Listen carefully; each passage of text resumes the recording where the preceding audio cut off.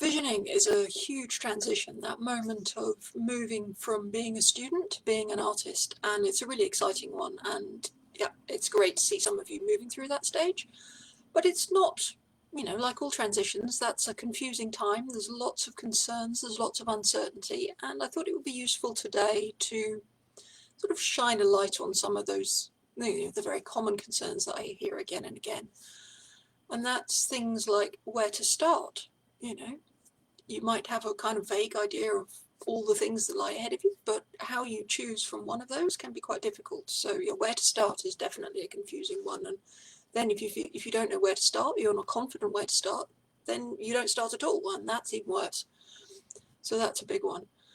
And then there's issues about thinking, am I on the right track? Am I doing the right thing? Is this the right thing to be doing now, or should I be doing something else? So maybe you're moving, but you're not sure you're going in the right direction. And as we're about trying to get to this unique art that's distinctive to you, there is a sense of direction. So it would help to have some kind of confidence that you were going the right way, that you were on that right track.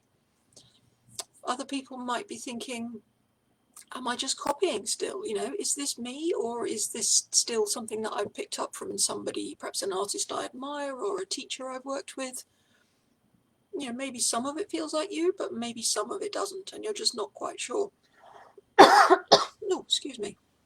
You might feel like you've developed into a thing that you do, and you're maybe working that way a bit more consistently, so that your work is starting to look cohesive, but maybe it still doesn't feel quite right. So you might again be thinking, is this my style, or is this just a kind of a pattern that I've fallen into for some reason? Should I continue with this, or should I be looking for something that's more authentic?